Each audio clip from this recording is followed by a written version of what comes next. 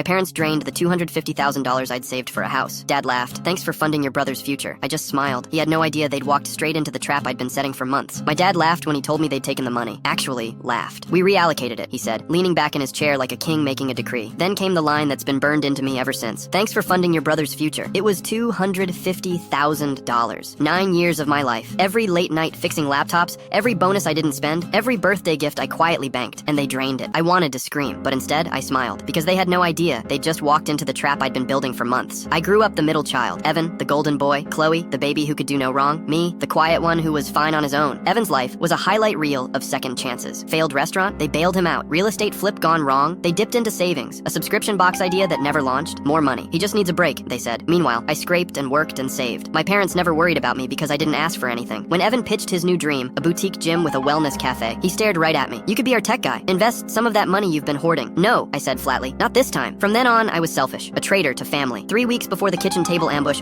I logged into my account and felt my chest cave. The balance was zero, every cent gone. A single transfer into an account I didn't recognize. I confronted them that night. My mom crossed her arms. It's done. We had to make an executive decision for the good of the family. Dad leaned back, smirked, and dropped his little bomb. Thanks for funding your brother's future. I smiled, hands trembling under the table. Because the account they drained wasn't my real savings. It was bait. For months, I'd been moving my actual money into an LLC account. Meanwhile, I documented everything. Texts guilting me, conversations where they pressured me, emails about helping family. I played along, nodded through Evan's bragging, asked questions, even sent a polite email. As your silent investor, I expect monthly reports. Mom replied, of course, honey. Perfect. Written proof. At the gym's soft launch, while they toasted champagne, I slipped into the office. In minutes, I'd copied vendor invoices, membership contracts, even photos of overdue bills scribbled on a whiteboard. Need more cash by the 15th. Evan bragged about imported weights while I tucked a flash drive into my pocket. 2 weeks later, Evan called. His voice wasn't cocky anymore. It was desperate. Ryan, we need more money. Flooring contractors threatening to walk. Equipment lease is due. If we don't get it, this place is done. Send me the financials first, I said. This isn't Shark Tank. You don't get to make demands. You owe me. That was it. The breaking point. That night, I sent the email. $250,000 repayment in 14 days, or I file for fraud, alert the bank, suppliers, and the landlord. Evidence attached. CC'd everyone. The fallout came fast. Mom called, sobbing. You can't do this. He has kids. You took my money, I said flatly. This is me asking nicely. Day 10, suppliers flagged the account. Day 12, contractors prepared liens. Day 14, no repayment. So I pulled the trigger. Fraud report filed, lawsuit letter sent, vendors and landlords CC'd. The implosion was spectacular. Within a week, the gym was padlocked. Equipment repossessed, contractors unpaid, lease terminated. And suddenly, my parents weren't smug. They were quiet. My dad came to my room one night, shoulders slumped. We can't pay you back. It's gone. I know, I said, sliding him a notarized agreement. The family cabin, their prized heirloom, signed over to me in lieu of repayment. He stared, then signed. That weekend, I drove to the cabin alone. The lake was still. My coffee steamed in the morning air. I thought about Dad's laugh, about his smug little line. Thanks for funding your brother's future. I smiled to myself, because the only future I funded was mine.